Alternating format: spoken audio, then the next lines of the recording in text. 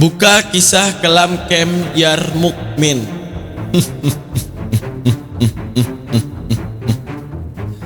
Fakta kelam Kem Yarmuk.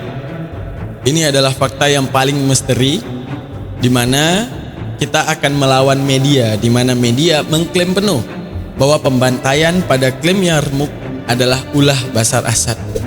Namun apakah benar?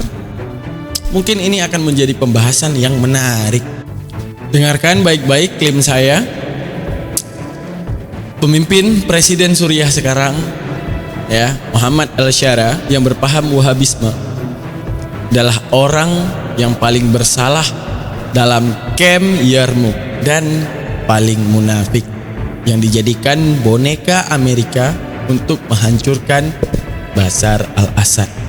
Pegang jenggotnya jangan sampai kebakar, pertahankan celana cingkrangnya jangan sampai melorot, dan saksikan semua faktanya.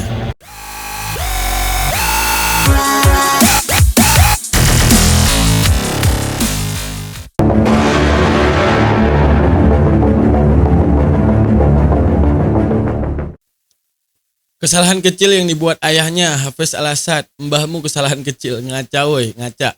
1 juta warga Syams mati terkoyak-koyak persatuan umat Islam, propaganda lu ngaco. Nah ini nih, politik maling teriak maling nih. Jadi pegangan yang kuat ya, anonim GU7KF, pegangan yang kuat ya. Jangan maling teriak maling ya, setelah semua saya bongkar ya.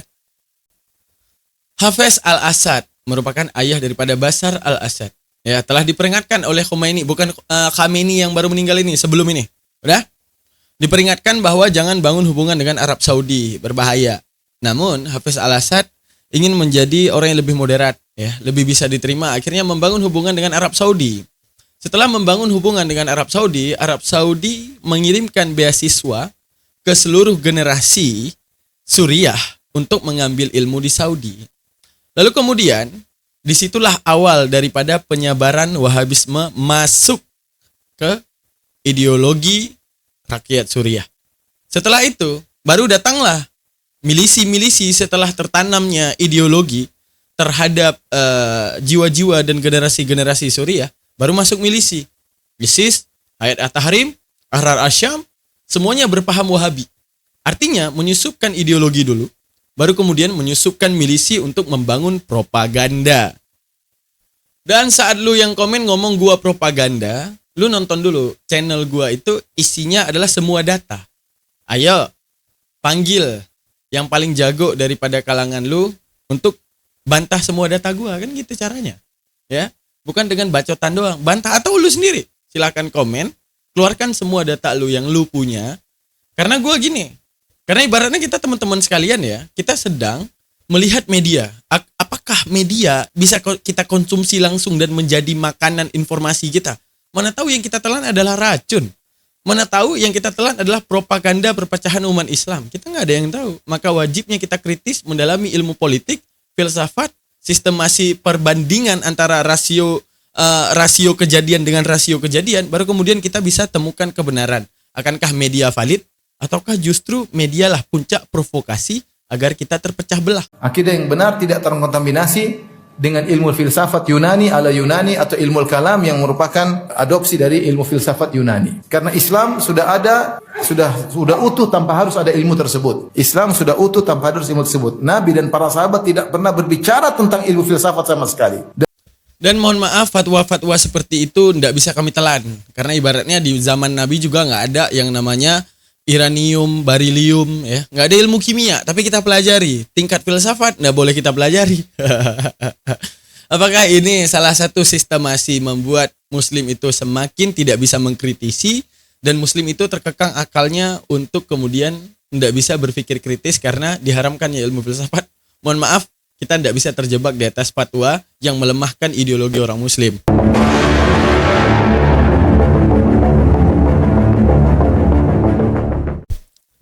Katakan saja Bashar Assad adalah pemimpin yang kejam, membantai rakyatnya sendiri yang didukung penuh oleh Khamenei dan proksinya. Fakta katanya. Fakta dari mana tuh? Kok setai kucing ini fakta? Datanya, sistem pikirnya, analisis politiknya, analisis konstruksi berpikirnya, terus terus pemikiran silogismenya, baru kemudian kita dapati yang terakhir. Apa itu? Postulat kebenaran ataukah aksioma kebenaran yang sifatnya itu objektif bukan subjektif. Paham nggak? Arti objektif dipikirin oleh orang umum di atas data yang kita berikan, orang iya juga ya, datanya nggak bisa dibantah gitu. Tapi kalau subjektif, pokoknya Syiah, pokoknya kejam, pokoknya, nah itu fakta menurut lu. Ya, karena subjektif sifatnya. Buktikan itu bisa jadi fakta objektif. Kalau lu bawa media, ya gue kalau jadi media, nah kalau tergantung uangnya. Kalau uangnya bagus, gue akan tipu, ya kan? Oh, kalau ada ancaman juga, kalau kamu nggak keluarkan berita ini ya gitu, provokasi ini, ya pasti kita ikut provokasi media lah. Cuma ibaratnya mengungkap fakta itu, ketika tak ada bayaran yang kita punya, ayo kita kritis mencari lebih dalam, kan gitu.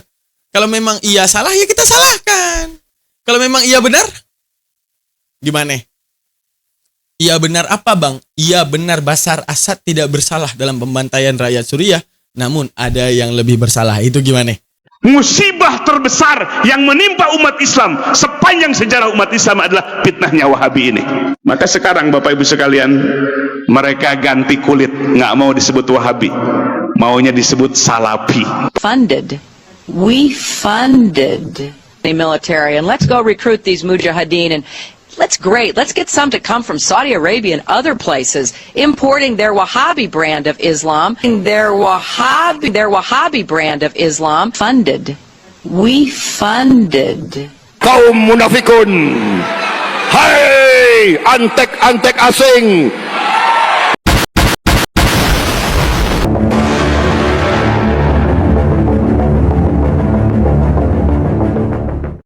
Oke, pegang jenggotnya, pegang celana cingkrangnya agar nggak melorot. Kita kumpulkan semua fitnahnya dulu ya. Ingat poin pertama, kumpulkan semua fitnahnya dulu, baru kita bongkar. Ini fitnah atau fakta? Oke, lalu kita bersihkan nama Bashar Assad. Kalau seandainya memang harus dibersihkan. Kalau memang salah ya kita kutuk habis-habisan. Cuma faktanya yang saya temukan, Kem Yarmouk sama sekali bukan ulah Bashar Assad.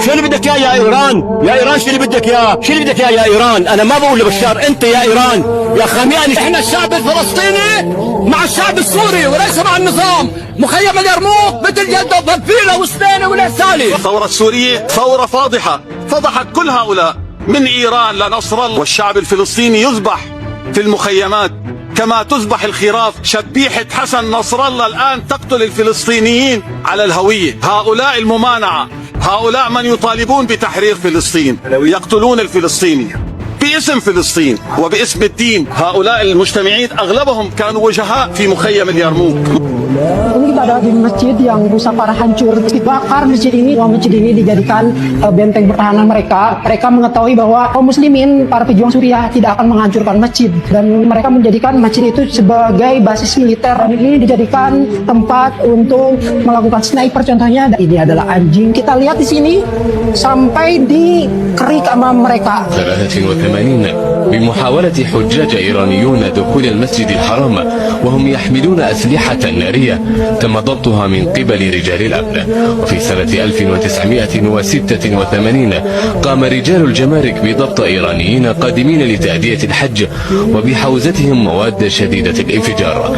وفي سنة 1987 قام حجاج إيرانيون بإغلاق الطرقات وحرق السيارات ومنع الحجيج من تأدية مناسكهم رافعين شعارات الثورة الإيرانية.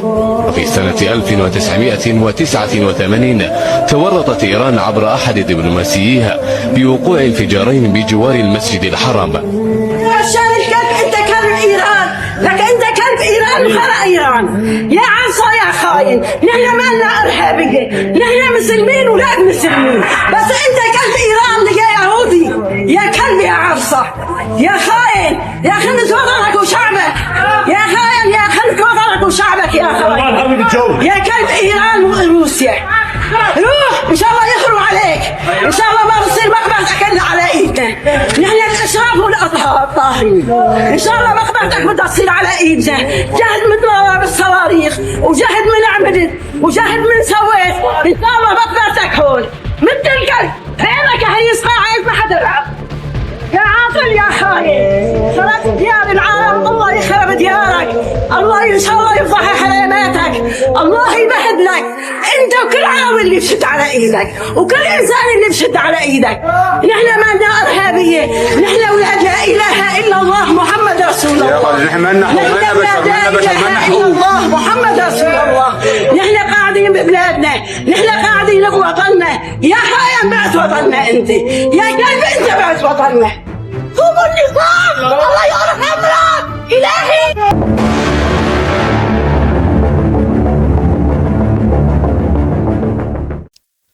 Hati-hati dengan politik yang paling mengerikan, yaitu politik diversion. 1. Politik pengalihan. Politics of diversion. Ini adalah istilah yang paling lugas. Strategi ini digunakan untuk mengalihkan perhatian publik dari isu krusial, seperti krisis ekonomi atau korupsi, ke isu lain yang lebih emosional, kontroversial, atau sepele. Tujuannya agar masyarakat sibuk berdebat tentang gejala atau isu buatan, sehingga lupa menuntut penyelesaian pada akar masalah. Kalian sih terlanjur mendengar fatwa ulama kalian, jangan belajar filsafat, ya. Daripada filsafat merambat kepada politik. Nah, kayak gini kejadiannya. Pokoknya Bashar Assad salah. Pokoknya udah sifatnya udah pokoknya udah capek tuh. Ya, sehingga terjebak dengan politik diversion di mana mata kita terjebak melihat hasil perang tanpa melihat akar perang. Di mana kita dipaksa dalam politik diversion ini, mata kita tertuju kepada hasil Kem Yarmouk. Nah, ini masalah Kem Yarmouk ya. Hasil Kem Yarmouk di mana media menetapkan Bashar Assad dalang pelaku pembantaian. Nah, ke sini mata kita ditujukan semuanya. Tanpa kita harus melihat ini sebenarnya. Akar daripada permasalahan Kem Yarmouk. Nah, ini politik diversion. Di mana setiap mata kalian akan melihat hasil daripada kehancuran Kem Yarmouk dan klaim media terhadap Bashar Assad. Akarnya, Anda dihentikan kepala Anda untuk melihat ke sini oleh politik diversion. Ini yang paling bahaya. شو اللي بدك اياه يا ايران؟ يا ايران شو اللي بدك اياه؟ شو اللي بدك اياه يا ايران؟ انا ما بقول لبشار، انت يا ايران يا خمياني. احنا الشعب الفلسطيني مع الشعب السوري وليس مع النظام. مخيم اليرموك مثل جده. Nah, itulah kesaksian warga Palestina dalam Kem Yarmouk, di mana saya menduga, ya, kita lihat kebenaran dugaan saya sebentar lagi. Saya menduga ini warga Palestina kena politik scapegoating. Arti scapegoating gini. Nama Bashar Assad menjadi tumbal kekejian oknum anonimus. Siapa dia yang bentar lagi akan kita bongkar. Tapi dia melakukan kekejian terhadap Kem Yarmouk, tapi dia bawa nama Bashar Assad. Itulah scapegoating. Strategi kambing hitam. Di mana nama Bashar Assad menjadi kambing hitam daripada ulah siapa dia. Ulah si siapa dia ini yang akan kita bongkar. Dan scapegoating untuk membuat pandangan publik menyalahkan Bashar Assad sebagai kambing hitam. Pegangan yang kuat dan perhatikan tahunnya. Perhatikan baik-baik tahunnya. Oke, kesaksian di dalam video tadi daripada warga Palestina itu kesaksian para ayah Palestina Kem Yarmouk Suriah pada tahun 2013. Teman-teman sekalian catat 2013 ya. Oke, ready ya 2013 ya. Kita lihat dulu 2012 yang menguasai Kem Yarmouk siapa? Kita lihat. Front An-Nusra pertama kali mulai menguasai wilayah Kem Yarmouk pada pertengahan Desember 2012. Siapa pimpinan daripada Hayat An-Nusra yang sekarang berganti nama menjadi Hayat At-Tahrir? Siapa? Muhammad Julani. Yang sekarang menjadi presiden Suriah. Siapa? Ahmad Al-Shara. Siapa dia Ahmad Al-Shara dan Muhammad Julani? Ini sama namanya. Dia jadi nama aslinya Ahmad Al-Shara. Dia dulu dikenal dengan Abu Muhammad Al-Julani. Oke, nama peran dia. Ia adalah seorang tokoh sentral panglima tertinggi kelompok pemberontak Suriah yang berhasil menggulingkan rezim Bashar Assad. Ya, berarti 2012 yang ada di Kem Yarmouk siapa? Front An-Nusra. Bukan tentara Bashar Assad. Kita lihat dulu ideologi Front An-Nusra ini apa? Front An-Nusra, dia pakai ideologi apa? An-Nusra berakar pada ideologi Salafis jihadis ya. Berbeda dengan Wahabi tradisional yang seringkali fokus pada dakwah, Al-Nusra adalah kelompok militan yang bersenjata yang bertujuan menggulingkan pemerintahan dan mendirikan negara Islam. Ya, paham mereka apa? Wahabisme.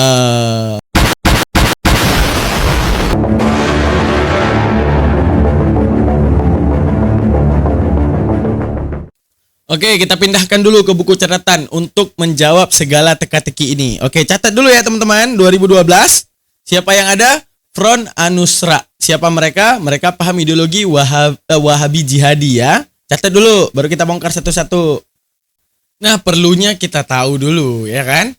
Front An-Nusra ya, yang paham Wahabi jihadi tadi masuk ke Kem Yarmouk. Kira-kira dia masuknya dengan cara apa dan siapa yang ada di sana? Itu penting banget untuk kita tahu. Perhatikan, siapa yang ada di sana? Front Rakyat untuk Pembebasan Palestina, Komando Umum FLPGC telah memiliki kehadiran dan pengaruh yang kuat di Kem Yarmouk di Damaskus, Suriah sejak organisasi ini didirikan 1968 oleh Ahmed Jibril. Perhatikan. Berarti yang telah menjaga warga Palestina di Kem Yarmouk adalah siapa? 1968 oleh Ahmed Jibril. Jadi Kem Yarmouk itu tempat menampung pengungsi Palestina udah duluan dijaga sebelum Front An-Nusra masuk daripada 1968. Mari kita lihat akar ideologinya. Apakah mereka Syiah? Kita lihat. Secara ideologis ini bukan kelompok Syiah. Nah, mereka bukan Syiah. Apakah mereka Wahabi? Ya, jangan-jangan nanti ada Wahabi yang baik kan yang menjaga. Tidak, bahkan bukan merupakan kelompok Wahabi. Berdasarkan latar belakang ideologinya justru bertentangan dengan prinsip Wahabi Salafi. Nah, berarti sama kayak kita nih. Kita bukan Syiah, kita bukan Wahabi. Kita bukan Syiah, kita bukan Salafi. Nah, ini yang jaga orang Palestina nih di Kem Yarmouk sebelum dikuasai oleh Front An-Nusra yang berpaham Salafi jihadi. Sabar dulu, santai dulu, dar-der-dor ini. Oke, apa tujuan mereka di situ sebelum direbut oleh Front An-Nusra? Selama puluhan tahun kerjaan mereka bertindak sebagai otoritas keamanan yang otonom dan mengawasi Kem Yarmouk. Jelas? Jelas ya? Mereka tugasnya mengawasi Kem Yarmouk dan menjamin keamanan daripada warga Palestina. Nah, Bashar Assad yang kalian tuduh ya, yang kalian hina-hinakan selama ini, ngapain Bashar Assad? Justru Bashar Assad lah, keluarga Assad lah, mulai daripada Hafez al-Assad ya, daripada Hafez al-Assad juga sampai kepada Bashar al-Assad yang membawa mereka siapa? PFLPGC tadi tuh, ya, yang selama ini menjaga Kem Yarmouk. Mereka itu loyal dan setia kepada pemerintah Bashar al-Assad. Di mana saat perang berkecamuk pada Desember 2012, ketika Front An-Nusra ingin menguasai Kem Yarmouk, ya, di mana mereka terjebak perang dengan Tentara Pembebasan Suriah FSA. Paham nggak? Ini Kem Yarmouk udah aman, udah tenang, udah damai dan dijaga penuh keamanannya oleh siapa? PFLPGC yang bukan Syiah, yang bukan Wahabi, layaknya kita. Ya, untuk menjamin keamanan pengungsi Suriah. Siapa yang ngambil tindakan? Bashar Assad.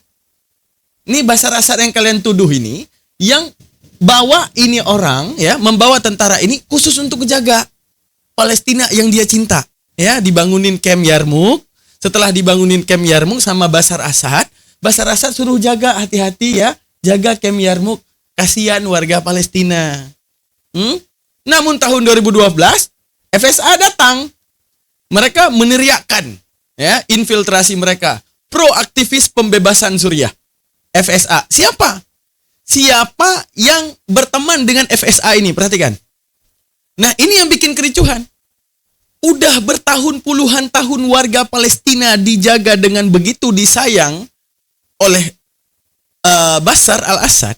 Lalu Front An-Nusra bersama Tentara Pembebasan Suriah melancarkan serangan besar dan berhasil memasuki Kem untuk menjadi wilayah untuk menjadikan wilayah tersebut sebagai pintu gerbang menuju pusat kota Damaskus. Dapat sekarang? Oke, kita masukkan ke catatan. Mulai daripada 1968, ini yang pro Assad Asadnya sendiri yang ngutus ini PFLPGC menjaga Palestina di Kem Yarmuk. Sebelum 2012, Front An-Nusra yang berpaham Wahabi Jihadi masuk ke sana dan gempur PFLPGC gitu. Nah, di video-video saya sebelumnya saya bilang mengatakan hati-hati dengan infiltrasi ala Wahabisme. Karena infiltrasi itu kalian harus tahu, infiltrasi itu kita gabung ke satu aktivis seakan-akan loyal kepada aktivis tersebut. Padahal kita bertujuan merusaknya dari dalam. Nah, FSA dan Hayat An-Nusra, Front Nusra tadi masuk dan menyuarakan kami pro warga Suriah. Kami ingin mengeluarkan Suriah daripada rezim yang kejam. Kalau kejam, bagaimana dengan fakta ini?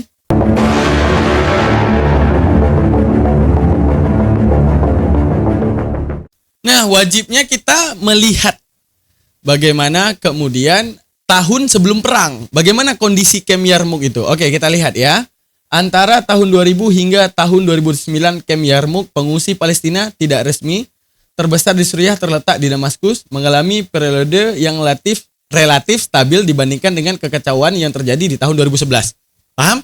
2011 ketika mulai adanya perang saudara, mereka justru di awal pemerintahan Assad, ya, mereka ini hidup damai. Apa-apa kebijakan Assad? Kita lihat. Makanya Assad ini adalah malaikat yang sedang dituduh dunia. Kasihan. Tahun 2000 naik Assad. Bashar al-Assad mengambil alih kepemimpinan Suriah setelah kematian ayahnya. Hafiz al-Assad, perubahan ini membawa sedikit perubahan dalam kebijakan negara. Namun Yarmuk tetap dipertahankan sebagai pusat kehidupan pengungsi Palestina yang didukung oleh pemerintah Suriah. Siapa? Bashar al-Assad. Kalau memang Bashar al-Assad dengan dituduh, dia kan Syiah. Dia anti-Sunni. Dia membantai warga Palestina yang ada di Kem Yarmuk. Justru sebelum masuk Front An-Nusra yang berpaham Wahabi Jihadi tadi, semua aman-aman saja. Apalagi, perhatikan, awal 2000-an, ketika kemudian Assad mulai memimpin, Yarmuk bukan lagi kem tenda. Ya, tadinya tenda tuh sebelum dia naik. Melainkan lingkungan perkotaan seluas ini kilometer kubik yang padat penduduk dengan rumah sakit, sekolah dan pasar. Dibangunin rumah sakit sama Assad. Dibangunin sekolah, dibangunin pusat perbelanjaan yang tadinya hanya tenda sebelum pada masa Hafiz al-Assad. Naik dia di tahun 2000-an. Ngapain dia? Bikin bangunan. Ini orang yang kalian tuduh nih. Membantai warga Palestina di Kem Yarmuk nih. Jangan dulu lihat, makanya jangan terjebak dengan politik of diversion, hasil perang. Jangan, tinjau dulu akarnya. Kalau dia ingin membantai, kenapa nggak dari awal? Kenapa nggak dibiarin tulutang langtung aja itu warga Palestina di Kem Yarmuk? Biarin di tenda, biarin nggak usah dikasih makan. Ngapain ada rumah sakit? Ya, ngapain ada rumah sakit? Ngapain ada sekolah? Ngapain ada pasar? Kenapa? Ngapain? Kalau memang dia kejam gitu, ngapain? Terus ngapain lagi Bashar al-Assad? Menjadikan dia sebagai ibu kota diaspora. Apa itu? Yarmuk berfungsi sebagai pusat komersial yang penting di Damaskus dan rumah bagi komunitas pengungsi Palestina terbesar di Suriah. Diizinkan menjadi besar warga Palestina di Suriah. Oke, selanjutnya. Ketegangan politik Palestina tahun 2000 sampai dengan 2009. Berbagai faksi Palestina memiliki kantor. Ya. Dikasih izin bangun kantor perlindungan Palestina sama Bashar Assad. Ini Palestina nih, negara orang. Namun diizinkan, silahkan bangun kem-kem militer kalian untuk menjaga warga kalian di Yarmuk. Dan aktivitas politik di kem ini. Kem ini menjadi tempat yang mencampurkan penduduk Palestina dan warga Suriah.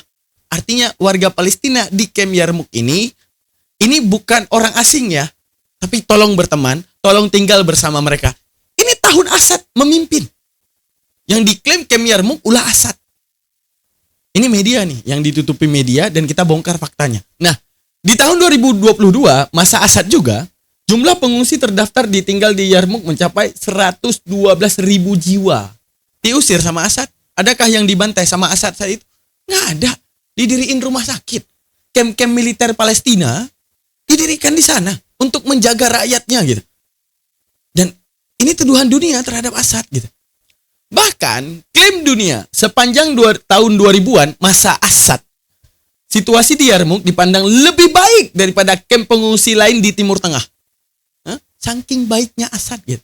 Meskipun penduduknya tetap menghadapi tantangan ekonomi sebagai pengungsi. Ya, kita tahu bahwa Suriah itu masalahnya di ekonomi. Tapi kebaikan Assad yang harus kita lihat di sini. Sebelum itu, Front An-Nusra datang membawa jiwa aktivis, kami ingin membebaskan Suriah. Seakan-akan masuk ke hati warga Suriah bahwa pemimpin kalian kejam. Ini namanya infiltrasi. Apa itu infiltrasi politik? Masuk menjadi aktivis pro Suriah, padahal ingin menghancurkan Suriah dari dalam karena ada kepentingan tertentu. Sekarang bagaimana kalian ingin tuduhkan Assad, sedangkan kebijakan Assad adalah perlindungan terhadap Kem Yarmouk. Oke, kita masukin lagi ke catatan. Ini misteri yang harus kita ungkap pelan-pelan, teman-teman. 2012, di mana Front An-Nusra yang masuk ya, Front An-Nusra. 1968, itu yang menjaga Palestina adalah PFLP GC yang pro Assad, dan Assad sendiri yang mengizinkan mereka di sana untuk menjaga Palestina. Sebelum 2012, masuknya si Front An-Nusra yang berpaham Wahabi Jihadi tadi, apa yang terjadi? Yarmouk aman. Tadi udah kita lihat. Bagaimana kemudian Yarmouk itu aman?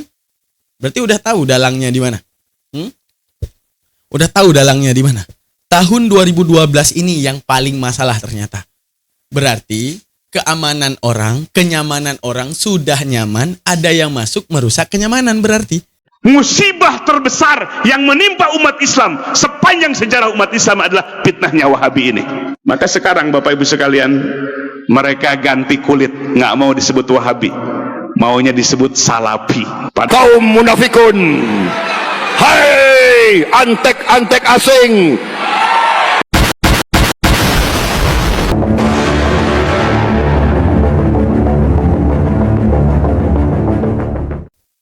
Oke, perhatikan lagi. Ya, pelan-pelan, pegangan jenggot. Oke, sekarang perhatikan. Di April 2015, dalam salah satu eskalasi besar, Front An-Nusra dan ISIS yang saat itu bekerja sama. Ini Front An-Nusra paham Wahabisme. ISIS juga kalian bisa lihat mereka menganut paham Wahabisme jihadi. Mereka bekerja sama di area tersebut, berhasil menguasai lebih daripada 90% wilayah Kem. Dan mereka merebut kendali dari kelompok faksi Palestina, Akhnaf Beit Al-Maqdis, setelah pertempuran sengit selama 4 hari. Berarti An-Nusra berteman dengan ISIS ya. Oke, tadi ingat fakta yang kita catat. Salah satunya 1968. PFLP-GC pro Assad itu yang menjaga Palestina ya, dan membangun kantornya di Yarmouk. Mulai daripada 1968, mulai sebelum Hafiz al-Assad sampai Bashar al-Assad, mereka menjaga Palestina dengan nyaman sebelum perang saudara terjadi. 2012, Front An-Nusra Wahabi Jihadi masuk. Siapa yang mereka lawan? Perhatikan. Dari PFLP-GC tadi, mereka membentuk kelompok kecil namanya Akhnaf Beit Al-Maqdis. Sejak kapan mereka ada? Sekitar tahun 2012 hingga awal 2013. Oke? Ini 2012 sampai dengan 2013 di Kem Yarmouk ini dibangunlah fraksi kecil namanya Akhnaf Beit Al-Maqdis. Nah, sekarang perhatikan, kita cari jumlahnya, oke? Saya tanya, apakah memang Akhnaf Beit Al-Maqdis ini orang yang kejam gitu kan? Apakah dia membantai Kem Yarmouk? Saya lihat berdasarkan laporan pertempuran tahun 2015, Akhnaf Beit Al-Maqdis bukanlah pelaku utama pembantaian di Kem Yarmouk. Sebaliknya, mereka adalah faksi Palestina yang berbasis di Kem tersebut dan bertempur melawan ISIS yang menyerang dan menguasai sebagian besar wilayah Yarmouk, mengakibatkan pembantaian pengungsi setelah ISIS masuk. Nah, sekarang lihat, An-Nusra masuk 2012 ke Kem Yarmouk, ya. Apa yang terjadi? ISIS bekerja sama dengan elemen An-Nusra melancarkan serangan besar-besaran ke Yarmouk pada April 2015, menguasai sebagian besar wilayah dan memicu krisis kemanusiaan. Udah?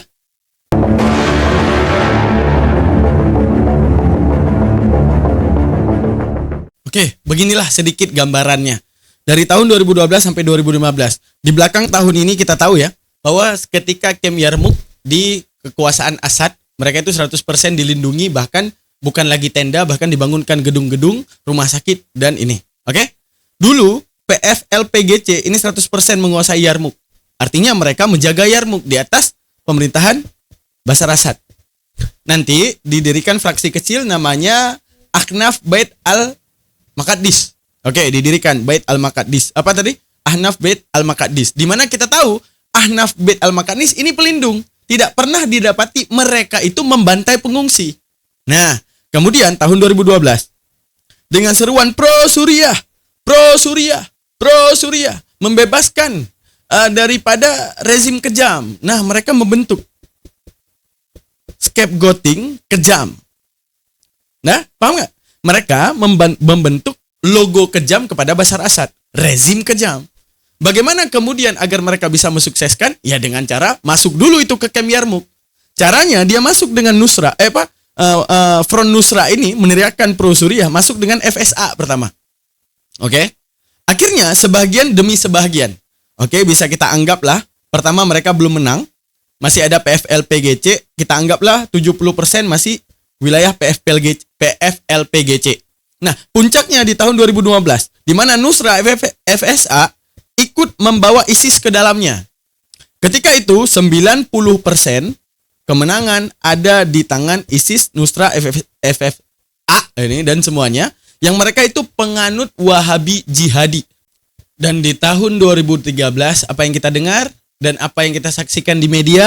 الثورة السورية ثورة فاضحة فضحت كل هؤلاء من إيران لنصر الله والشعب الفلسطيني يذبح في المخيمات كما تذبح الخراف شبيحة حسن نصر الله الآن تقتل الفلسطينيين على الهوية هؤلاء الممانعة هؤلاء من يطالبون بتحرير فلسطين يقتلون الفلسطيني باسم فلسطين وباسم الدين هؤلاء المجتمعين أغلبهم كانوا وجهاء في مخيم اليرموك. Dan itulah 2013 yang tersebar di media bahwa orang Palestina menduga bahwa pelakunya adalah rezim Bashar Assad dan mereka itu dialihkan oleh politik of diversion sehingga mereka memakan klaim, sehingga mereka melakukan propaganda dan provokasi kepada rezim Assad. Seperti tadi, mereka afiltrasi daripada ISIS yang berpaham Wahabi jihadi, infiltrasi daripada HTS ya, ataupun Front An-Nusra juga FSA apa? Kami pro Suriah. Nah, ini infiltrasi, hati-hati. Infiltrasi itu kayak kita ada aktivis pro Palestina, kita masuk ke situ, kami pro Palestina. Padahal yang kita maksudkan adalah Palestina memberikan tanahnya kepada Israel. Oleh Syekh Al-Albani rahimahullah ta'ala ya, kepada penduduk Palestina yang tidak bisa untuk beribadah kepada Allah Subhanahu wa taala ya, agar mereka hijrah dari kawasan di mana mereka tidak nyaman ke kawasan yang nyaman. I mean, let's remember here, the people we are fighting today, we funded. Nah, itu salah satu contoh infiltrasi ketika kita masuk ke dalam ganjaran pemerdekaan Palestina ya, kita masuk ke golongan pro Palestina. Nah, orang yang pro Palestina harapannya apa? Harapannya adalah Palestina memenangkan tanahnya, benar gak? Benar. Oke. Akan tetapi fatwanya apa? Palestina hijrah dulu. Secara tidak langsung menyerahkan tanahnya ke Israel. Israel dengan politik dengan retorika kata yang keras yaitu usir Palestina, dan mereka dengan katanya yang lembut, hijrahkan Palestina. Jangan tertipu dan termakan manipulasi kata. Nah, ini infiltrasi juga yang terjadi di Kem Yarmouk.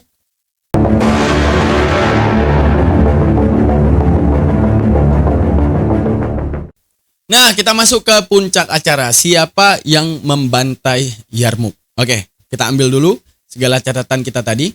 2012, Front An-Nusra Wahabi Jihadi masuk dengan seruan pro masyarakat Suriah. Di mana kita tahu bahwa warga Palestina di Yarmouk itu dilindungi daripada 1968 sebelum Hafiz al-Assad dan Bashar al-Assad. Dan 1968 di atas kuasa Ahmed Jibril. Ahmed Jibril mendirikan PFLPGC yang dia itu pro Assad.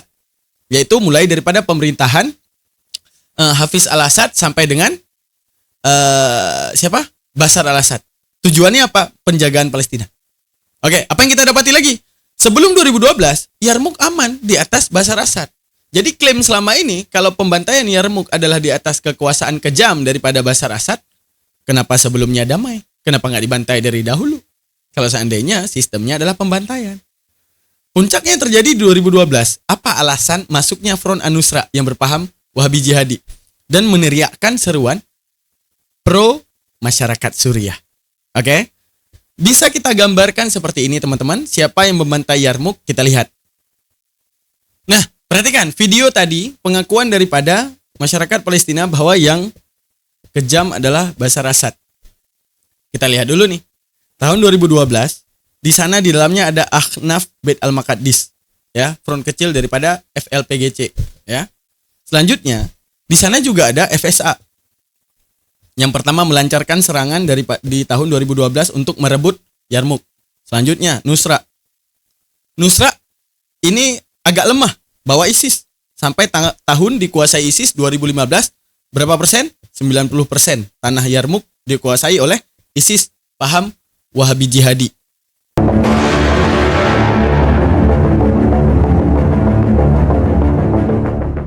Oke, dapat kita putuskan itu semua. Kita melihat dulu siapa-siapa yang ada di camp Yarmouk selama masa perang saudara.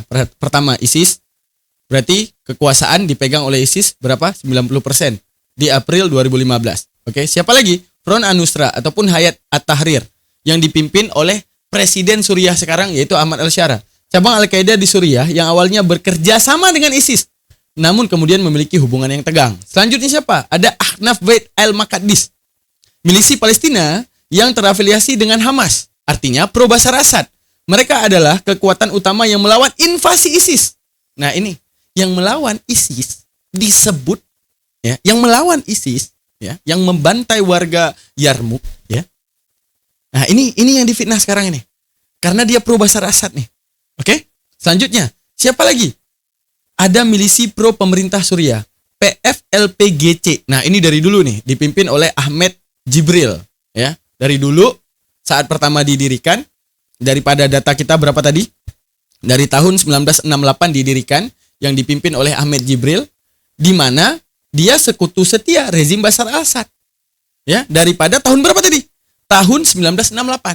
Dari tahun 1968 kita bisa melihat sebelum perang saudara, sebelum masuk Wahabi Jihadi ini ke Suriah, ya, bagaimana kebaikan Bashar al-Assad? Yang tadinya camp, cuma tenda, dibangunin bangunan. Masyarakat Suriah yang di kota disuruh tinggal di situ agar terbangunnya hubungan. Tidak ada perbedaan asing dan tidak asing. Kalian itu warga Palestina dan sekarang menjadi wargaku ibaratnya. Oke. Selanjutnya Fatah Al-Intifada, fraksi Palestina yang lain mendukung pemerintah Suriah. Ya. Ini yang katanya warga Palestina tadi yang termakan propaganda Hayat An-Nusra dan juga propaganda ISIS, menyangka, kasihannya ya, menyangka bahwa ini ulah daripada Bashar Assad. Ini na'udzubillah. Siapa selanjutnya? Liwa Al-Quds, milisi pro pemerintah aktif dalam operasi militer tahap akhir untuk mengusir ISIS tahun 2018. Selanjutnya siapa lagi? Ada SSA, tentara resmi Suriah. Selanjutnya, Tentara Pembebasan Palestina PLA. Pasukan resmi Palestina Suriah juga dikerahkan oleh pemerintah setempat. Nah, salah satunya saja kita lihat yang pro pemerintah, Ahnaf Beit Al-Maqdis. Kita tanya, apakah dia membantai camp Yarmouk? Enggak ada, justru dia melindungi. Berdasarkan laporan pertempuran 2015, Ahnaf Beit Al-Maqdis bukanlah pelaku utama pembantaian camp Yarmouk. Enggak ada. Yang pro pemerintah itu enggak ada yang membantai camp Yarmouk. Nah, ketika kita tanyakan apakah ISIS yang membantai camp Yarmouk? Langsung iya. ISIS menyerang menduduki sebagian besar camp Yarmouk di Damaskus, Suriah pada April 2015 yang memicu krisis kemanusiaan hebat bagi ribuan pengungsi Palestina. Apa yang dianut ISIS? Apakah ISIS Wahabi? Akar ideologi ISIS berakar daripada ideologi Wahabisme. Darderdor. Nah, kita lihat yang tadi kita bongkar.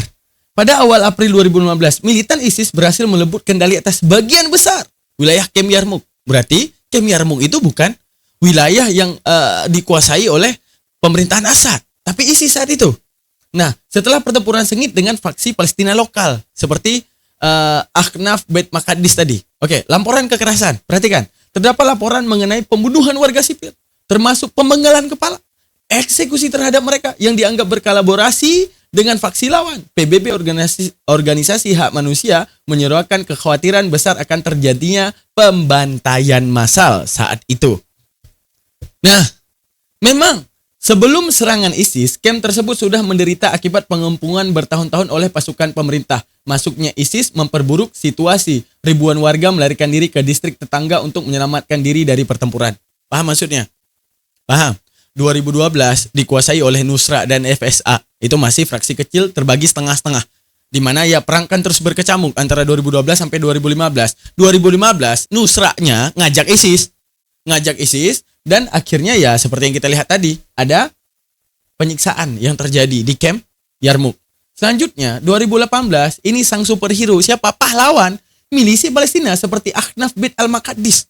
Nggak diam saja melihat pembantaian yang terjadi di camp Yarmouk.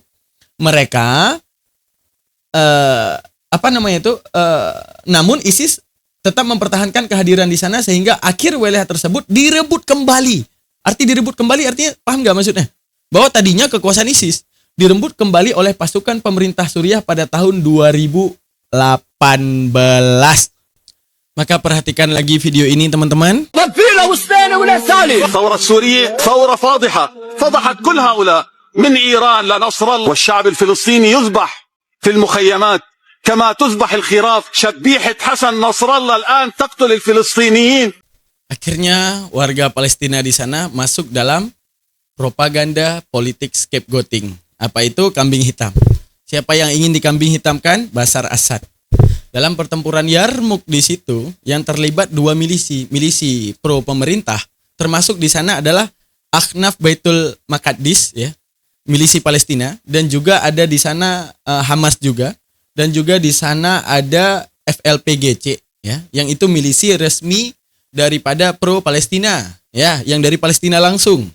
Nah, sekarang dugaan orang Palestina bahwa yang bikin kerusakan adalah Bashar Assad.